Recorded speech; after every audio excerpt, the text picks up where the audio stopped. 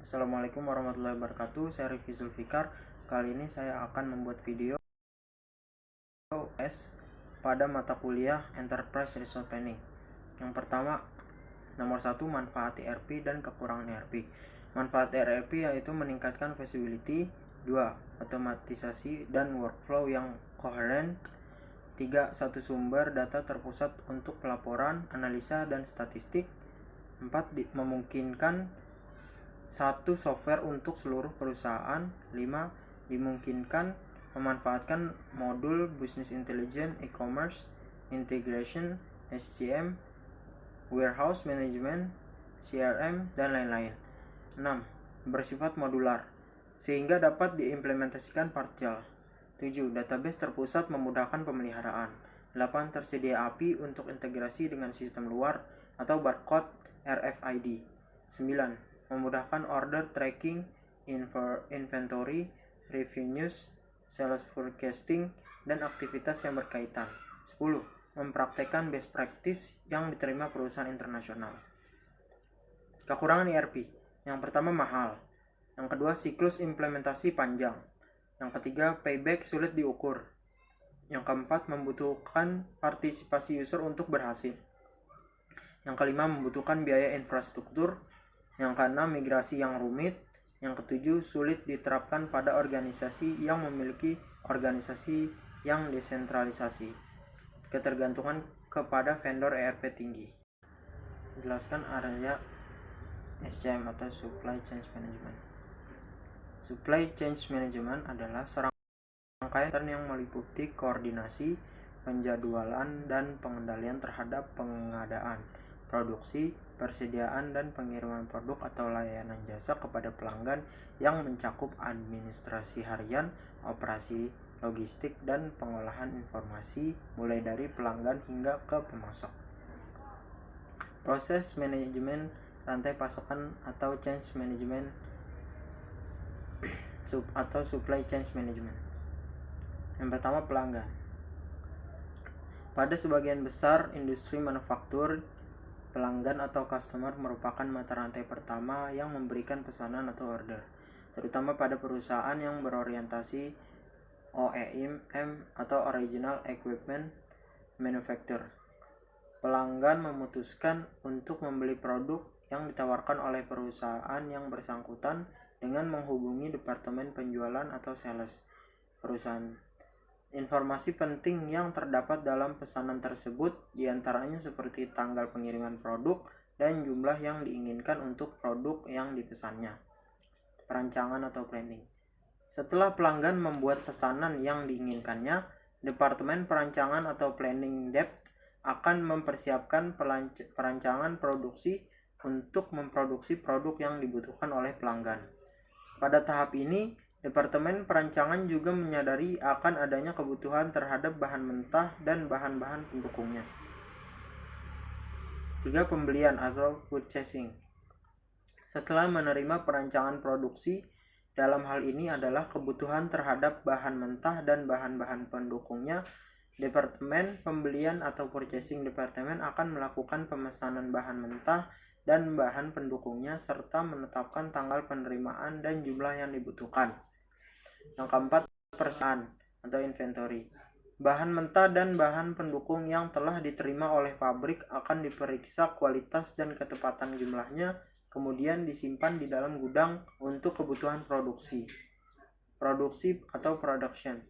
Bagian produksi akan menggunakan bahan mentah dan bahan pendukung yang dipasok oleh pemasok tersebut untuk melakukan proses produksi hingga menghasilkan barang jadi yang dibutuhkan oleh pelanggan.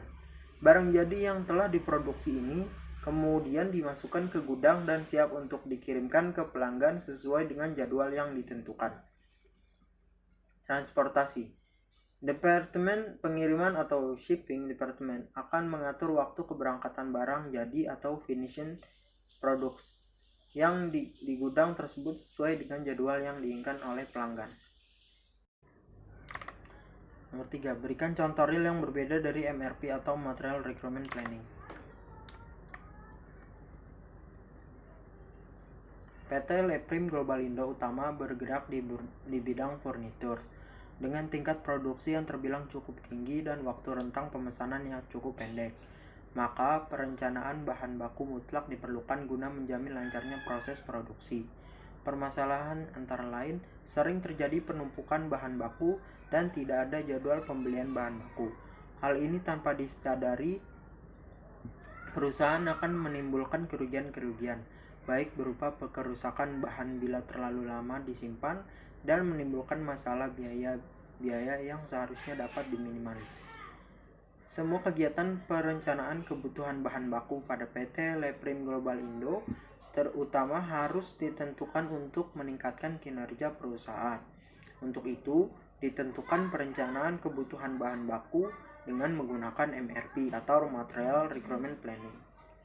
Tahapan MRP yang dilakukan antara lain pembuatan Bill of Material, pembuatan struktur produk, peramalan, metode kuadratis, metode siklis, regresi linear, MPS atau Master Planning Schedule, membuat skema produksi, membuat struktur produk, perencanaan bahan baku, penjadwalan induk produksi, perhitungan kebutuhan bahan baku dengan metode lot for lot atau the last unit cost atau LUC. Data sekunder yang diambil di perusahaan adalah data penjualan dan bahan baku kitchen set. Perencanaan bahan baku dibutuhkan peramalan penjualan bulan berikutnya dengan metode siklis. Hasil di perhitungan perencanaan bahan baku pada PT Leprim Global Indo utama diperoleh ramalan produksi per bulan 7 unit kitchen set dengan waktu pemesanan rata-rata 3 bulan sekali. Sebutkan beberapa software ERP, berikan ulasan kelebihan dan kekurangannya. Software ERP yang pertama yaitu Odoo ERP. Odoo merupakan software ERP berteknologi modern yang dapat membantu mengelola bisnis Anda secara keseluruhan, terlepas dari apa yang Anda harapkan dari sebuah software open source. Odoo mengemas semua penjualan, akuntansi, pos, inventaris, dan fitur manajemen proyek yang diperlukan ke dalam unit yang terintegrasi dan memungkinkan Anda untuk mengelola bisnis dengan cara yang paling cocok.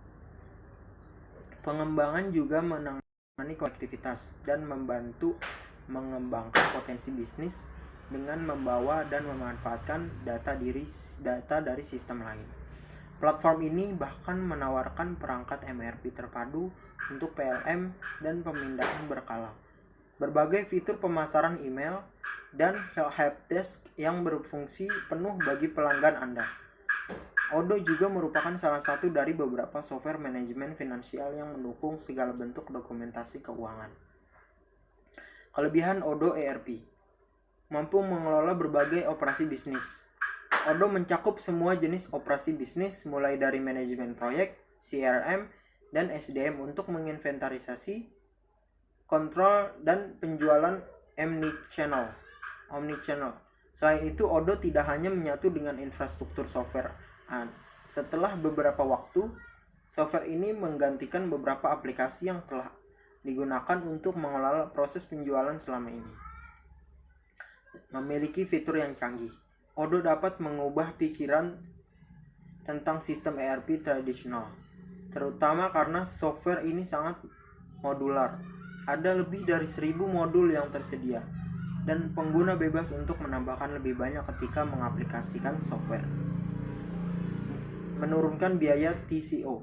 Dengan Odoo, Anda seperti memiliki sebuah alat modern yang canggih, terintegrasi, dan diperbarui secara rutin yang dapat dengan mudah menggantikan sisa aplikasi BPM Anda. Sementara itu, Anda akan mengalami peningkatan pengiriman yang tepat waktu, biaya inventaris, dan biaya administrasi yang lebih rendah, pelaporan yang akurat, dan waktu yang lebih efisien. Menawarkan fleksibilitas yang tinggi. Konfigurasi dan fleksibilitas sistem ini akan memungkinkan Anda untuk menyesuaikan bahkan dengan kebutuhan Anda yang paling spesifik. Dan software ini juga mampu mengikuti perubahan dalam skenario bisnis Anda. Jika Anda ingin mengetahui. Yang kedua, NetSuite ERP. NetSuite merupakan salah satu sistem ERP omnichannel yang mungkin tidak pernah Anda gunakan atau butuhkan, tetapi software ini menjadi pelopor beberapa software ERP yang telah banyak dijual di pasaran. NetSuite ERP menerima berbagai penghargaan industri karena menawarkan solusi yang mudah untuk banyak bisnis dari berbagai industri dan latar belakang. Untuk mendukung reputasi tersebut, NetSuite ERP dapat mempersingkat proses mission critical, menyisakan ruang yang cukup untuk penyesuaian dan kebutuhan spesifik bisnis Anda. Software ini juga pengelolaan keuangan yang canggih, manajemen sumber daya, dan kontrol supply chain untuk menjaga bisnis Anda tetap stabil. Kelebihan NetSuite ERP memiliki reputasi yang diakui. Saat ini, NetSuite ERP digunakan oleh ribuan perusahaan untuk semua kebutuhan akuntansi mereka. Karena sistem ini menawarkan manajemen pengeluaran yang akurat, manajemen pendapatan yang efisien dan dapat diaudit, dan lain sebagainya.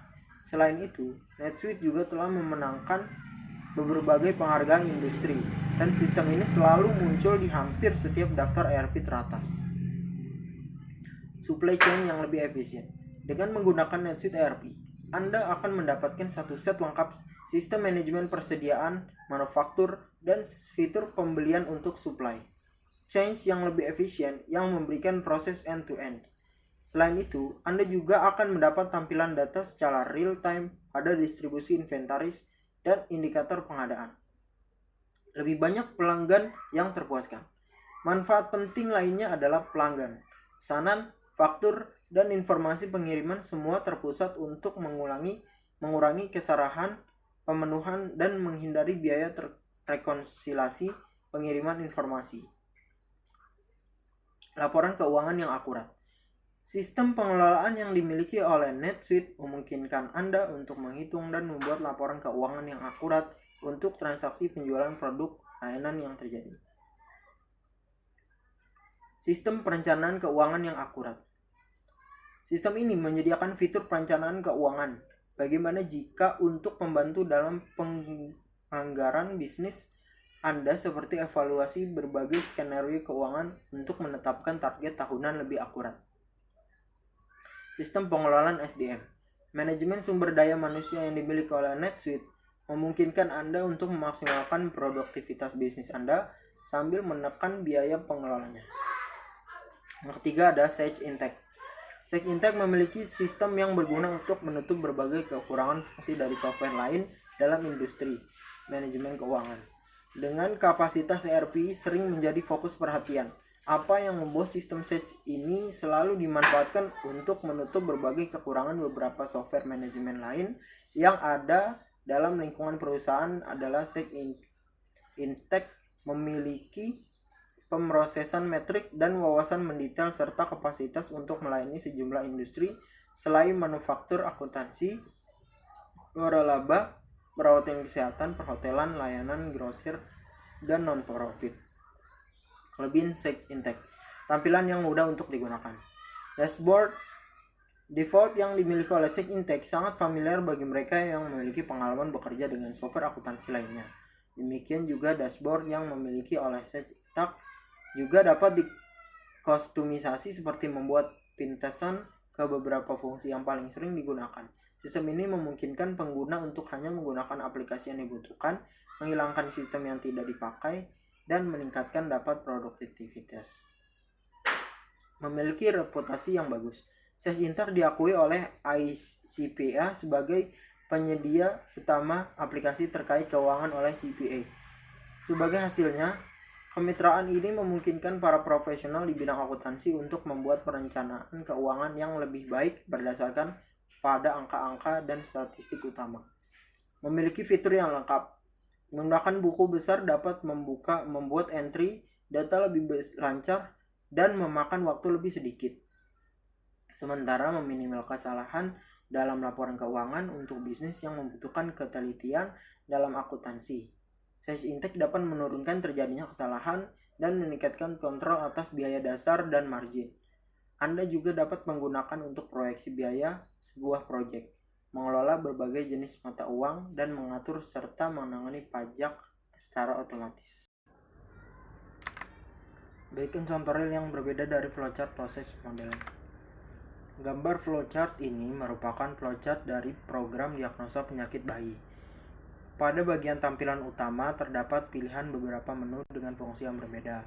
Penggunaan simbol-simbol flowchart di atas menjabarkan sebuah langkah yang dapat dilakukan oleh user, beberapa penjabarannya. Hal yang pertama dapat dilakukan oleh seorang user ialah dengan memulainya. Hal ini ditunjukkan dengan simbol start, di mana artinya memulai sistem. Sebuah flowchart senantiasa diawali dengan start atau mulai, serta diakhiri dengan end atau selesai. Saat pengguna memulainya, maka akan masuk pada halaman utama. Hal tersebut digambarkan dengan jajaran genjang yang artinya terdapat sebuah proses. Halaman utama menampilkan beberapa pilihan menu, diantaranya home, konsultasi, kamus istilah, dan login. Ketika pengguna memilih menu home, maka proses akan dikembalikan lagi pada menu utama. Ketika pengguna memilih menu konsultasi, maka akan menuju bagian konsultasi. Jika pengguna memilih kamus istilah, maka akan memproses pada bagian kamus istilah. Penggunaan akan dibawa pada proses tersebut. Jika pengguna memilih menu logi, maka akan menuju proses login. Apabila pengguna tidak memilih menu apa-apa, itu artinya tidak akan terjadi sebuah proses. Sedangkan untuk gambar selanjutnya menunjukkan proses dari konsultasi. Apabila pengguna memilih menu konsultasi, maka akan dibawa pada gambar kedua.